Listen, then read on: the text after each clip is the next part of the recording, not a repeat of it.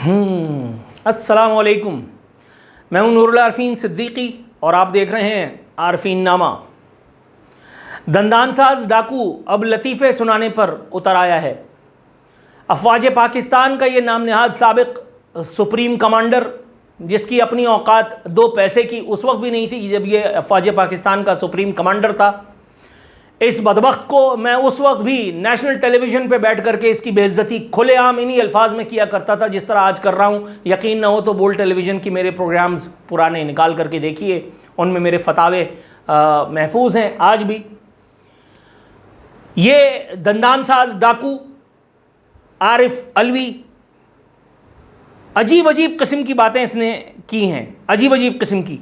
नियाजी को इसने यानी हैंडसम खान को इसने आज के दौर का सुकरात करार दे दिया। अब आप इस बात पर हा हा हा के अलावा और क्या कह सकते हैं? Can you believe? इसने कहा है कि हमने कराची को MQM से निजात दी। तफसीली पोस्टमार्टम शुरू करते हैं, आइए। साबिक सदर पाकिस्तान डॉक्टर आरिफ अलवी ने कहा है कि हमूदुर रहमान कमीशन रिपोर्ट पढ़ने में गद्दारी क्या है। इमरान खान ने अगर ऐसा करने के लिए कहा है तो उसमें गद्दारी क्या है? भुट्टो साहब ने हमूदुर रहमान कमीशन पर पर्दा डाला, लेकिन आपने उन्हें लटका दिया। हर सिविल हुकूमत ने पर्दा डाला, लेकिन आपने क्या किया? कभी गफ्फार खान, कभी वली खान, कभी मुफ्ती महमूद और कभी इमरान खान को गद्दार बना देते हैं। बात ठीक है, लेकिन माँ के यार, तुम्हें यह बात उस वक्त याद नहीं आई थी कि जब जनरल बाजवा से तुम अपनी अम्मा की शादी करा बैठे थे, जब तुम लोग जनरल बाजवा को कौम का बाप करार देते थे? Hamoodur Rahman commission report Dhaka fall के नतीजे में कंपाइल की गई थी ना। ढाका फॉल को तो हुए हुए एक ज़माना हो चुका। इमरान खान जब फैज़ हमीद और जनरल बाजवा को अपनी अम्मा का रिश्ता दे रहा था और तुम लोग सब मिल करके अपनी अम्मा और बहन सबके रिश्ते एक साथ लेकर के इमरान खान के बाद बारी में लगे हुए थे कि अब मेरी बारी, अब मेरी बारी, तो उस वक्त तुम लोगों को ख्याल नहीं आया था? हरामजादो, मेरा खुला न्योता है PTI के किसी भी यूथिये के लिए, किसी भी यूथिये लीडर के लिए, किसी भी यूथिये एंकर के लिए, इस वीलॉग की जितनी कॉपियां, जितनी इसको व्हाट्सएप, जितनी मैसेंजर पे, जितनी इंस्टाग्राम पे, जहां जहां जिसको एक्स पे, जहां जहां शेयर कर सकते हो, जितने बड़े आदमी को इस मुल्क में जानते हो शेयर कर दो, और जो कुछ मेरा कर सकते हो कर लो। ठन गोपाल, कर कुछ नहीं पाओगे, इसलिए कि जो कुछ मैं बोल रहा हूं उसका एक एक लफ्ज जमीनी हकीकत पर मबनी है। हमूदुर रहमान कमीशन रिपोर्ट में निहायत संगीन गलतियों की जानिब निशानदही की गई है जो अफवाज पाकिस्तान के बियाफ पे जनरल याह्या खान ने और उसके गुमाश्तों ने की थी, इसमें कोई दो राय नहीं है। लेकिन तुम्हें अफवाज पाकिस्तान का ये किरदार सिर्फ उस वक्त याद आया कि जिस वक्त तुम्हारी रोजियां रोटियां तेल हो गई। बदबख्तो, जनरल बाजवा से कभी गुफ्तगू में तुमने ये सब बातें की थी? जनरल फैज़ हमीद से जब तुम अपनी अम्मा बहनों और बेटियों का रिश्ता कर रहे थे तब तुमने ये सब बातें उस वक्त की थी? हराम खोरो, यूथियो, अलमारूफ, और नमाज के करीब मत जाओ। कुरान में लिखा है। अबे हरामजादे, पूरा पढ़। नशे और नापाकी की हालत में आधा अधूरा सच गुमराही होती है। तुम आधा अधूरा सच बताने की कोशिश कर रहे हो। इमरान खान ने जो किया वो ऐन गद्दारी है। उस पर इमरान खान और उसके पूरी फैमिली को टांग देना चाहिए। मगर इस मुल्क में डोमिसाइल देख करके फैसले होते हैं ना। मसला सारा ये है। फैसले अगर मेरी मर्जी और मंशा से होते तो मैं न जाने इस मुल्क की टॉप स्लॉट को फारिग ही कर देता, खाली ही कर देता। आरिफ अलवी ने कहा कि सुकरात की तरह इमरान खान ने भी नौजवानों को गुमराह किया है। इमरान खान ने भी, अल्लाहु अकबर, सुकरात की तरह मुल्क छोड़ने से इनकार कर दिया। सुकरात अगर ये बात सुन ले तो यकीन करो एक मरतबा फिर शिद्दत गम से बेहोश हो जाए, मर जाए। वो अल्लाह ताला से दुआएं करे कि या अल्लाह मुझे दोबारा कभी ज़िंदगी मत देना, या अल्लाह मुझे जहन्नम में जला। सुकरात ये सारी दुआएं करेगा अगर उसको पता चल गया कि आरिफ अलवी जैसे बदजात ने इमरान खान जैसे बदतनीयत इंसान के बारे में ये बात की है कि सुकरात जैसा है वो आज के दौर का सुकरात है। अबे सुकरात ने कोई प्रिंसिपल स्टैंड लिया था, सुकरात को कॉम्प्रोमाइजेस की ऑफर्स थी, लेकिन सुकरात ने अपनी ओन विश पर स्टैंड लेते हुए, कैरेक्टर का मुजाहरा करते हुए जहर का वो प्याला पिया जो इमरान खान के अच्छे भी नहीं सोच सकते। इमरान खान कॉम्प्रोमाइज़ की ईजाद है। राहील शरीफ, शुजा पाशा, जनरल फैज हमीद, जनरल बाजवा, इन चारों के जिना की पैदावार है इमरान खान, सियासी जिना की। वलदुज जिना अगर उसको कहें सियासी तौर पर तो भी गलत नहीं होगा। तो इमरान खान को सुकरात से मिला रहा है, पागल है झंडू। अफवाज पाकिस्तान फातिरुल अक्ल होंगी भाई, अफवाज पाकिस्तान के डिसीजन मेकर्स फारिग होंगे, मैं नहीं हूं कि तुझ जैसे लपाड़िए सड़क छाप गुंडे को, जो एक जमाने में शरफ फैसल बंद कराता फिर रहा था पीटीआई की कॉल पर, उसकी अगले पिछले की इंक्वायरी कराए बगैर उसको सदर पाकिस्तान तैनात कर दिया। और आज सदर पाकिस्तान साबिक सुप्रीम कमांडर अफवाज पाकिस्तान के खिलाफ ये जहर उगलता फिर रहा है। ये होम्योपैथिक आर्मी चीफ और होम्योपैथिक डीजीआईएसआई तुम्हारी ये सब बातें सुनेंगे। मुझ जैसा पागल आदमी ये सब नहीं सुनता। मेरे पास वक्त की शदीद कमी है। पागल के बच्चे, कैमरा देख करके तुम लोग बिल्कुल ही आपे से बाहर हो जाते हो। कभी वो तुम्हारा साबिक पंटर वो जूते लेकर के पहुंच जाता था स्क्रीन पर, कहता था कि भाई हम तो इसको सजदा करते हैं, कहता था कि जी वो कौम का बाप होता है आर्मी चीफ। अब क्या हो गया?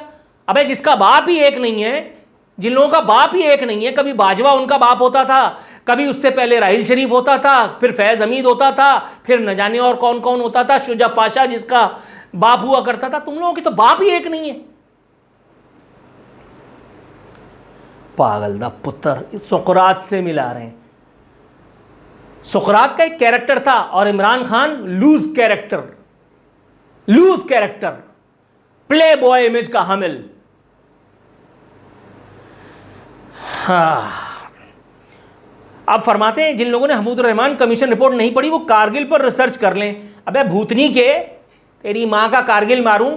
जिस वक्त तू अफवाज पाकिस्तान का सुप्रीम कमांडर की अदाकारी कर रहा था बदजात, जिस वक्त तू अफवाज पाकिस्तान के सर के ऊपर बैठा हुआ था सदारती कुर्सी के ऊपर, उस वक्त तुझे ख्याल नहीं आया कि ये सब गुलफिशानियां करे? अब जबकि तुझे पेंशन भी मिल रही है, तू सारे मतलब अपने तौर पे सच भी बोल रहा है, सारे पर्क्स भी तूने ले लिए, प्रिविलेजेस भी इंजॉय कर रहा है, हराम खोर। आधा सच बोलने चला है तू, बदजात, दंदान साज, डाकू। कहता है आप लोग जालिम हैं, लोगों को टॉर्चर करते हैं, औरतों को उठाया जाता है। इतना जुल्म तो परवेज मुशर्रफ के मार्शल में भी नहीं हुआ। तुम्हारे दौर में जिस वक्त तू सदर था, जिस वक्त वो तेरा सियासी आका पीर व मुर्शिद इमरान खान इस मुल्क का वजीर आजम था, इस मुल्क में मीडिया का गला दबा दिया गया था, घोंट दिया गया था। फैज हमीद और बाजवा खुद मॉनिटर करते थे। सिद्दीक जान और अरशद शरीफ जैसे लपाड़िए और इमरान रियाज खान जैसा तोतला, ये तुम लोगों की पैदावार थे। बदजातो, अबसार आलम जैसों को गोलियां तुम लोगों ने मारी। मेरा उससे कोई इलाका नहीं है, वो साला यूथी है, वो है पटवारी, उसके खिलाफ भी मैंने बात की है, ऑन एयर बात की है। मेरे प्रोग्राम से भागा था, मेरे एमडी को फोन किया था उसने कि मैं इसके प्रोग्राम में नहीं आना चाह रहा, ये मेरे पीछे पड़ा हुआ है। लेकिन तुम्हारे दौर में जो कुछ हुआ वो परवेज मुशर्रफ के दौर में नहीं हुआ। तू झूठा है, तू आदि मुजरिम है।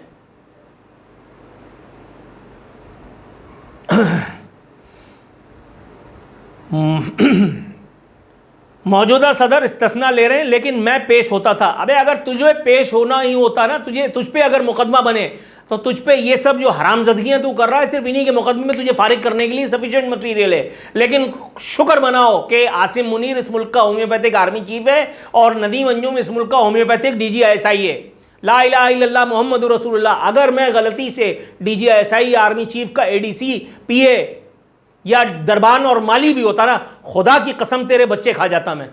आज की रात में गुजरने नहीं देता।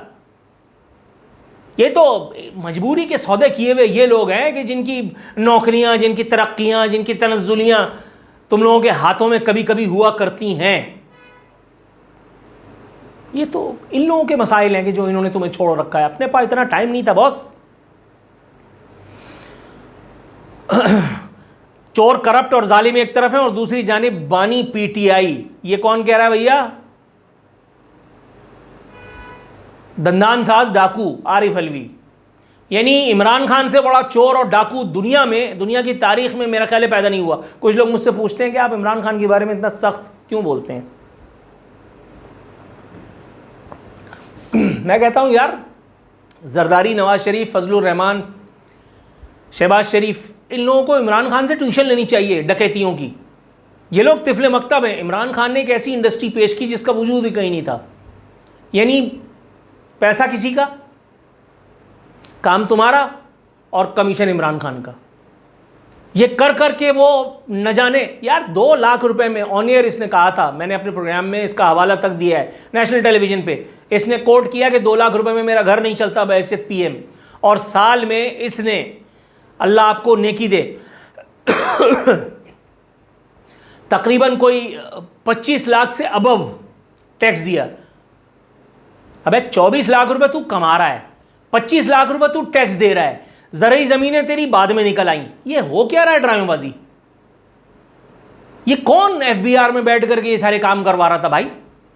और ये दूसरों को चोर कहते हैं।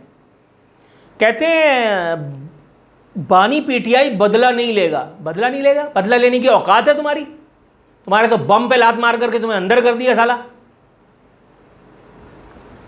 कहते हैं एमक्यूएम को जितवाया गया। क्या कराची में एमक्यूएम जीत सकती थी? हमने एमक्यूएम से इस शहर को आज़ाद कराया, अब वो दूसरों के साथ मिलकर इस शहर पर जुल्म कर रहे हैं। तुमने एमक्यूएम से आज़ाद कराया था। फरोग नसीम जो एमक्यूएम का था उसको गोद में लेकर के वफाकी वज़ीर कानून तुम्हारी अम्मा ने बनवाया था, तो या तुम्हारे बाप ने कब्र से उठ करके बनवाया था? यार बदजात आदमी झूठ भी यानी तकैया भी कर रहा है तो इस लेवल का कर रहा है कि दोनों हाथों से तेरे मुंह पे लानत देने को दिल करता है।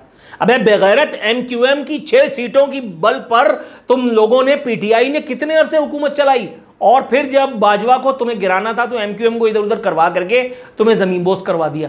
कितना बेशर्म आदमी है यार तू। तेरे बच्चों को खुदकुशी कर लेनी चाहिए कि तू उनका बाप है। दुनिया में मतलब बड़े से बड़ा झूठा भी मुझे तेरे सामने अजीम तरीन नजर आ रहा है आज। एमक्यूएम के खिलाफ तुमने कुछ किया था? तुम तो एमक्यूएम को गोद में लेकर के बैठे थे।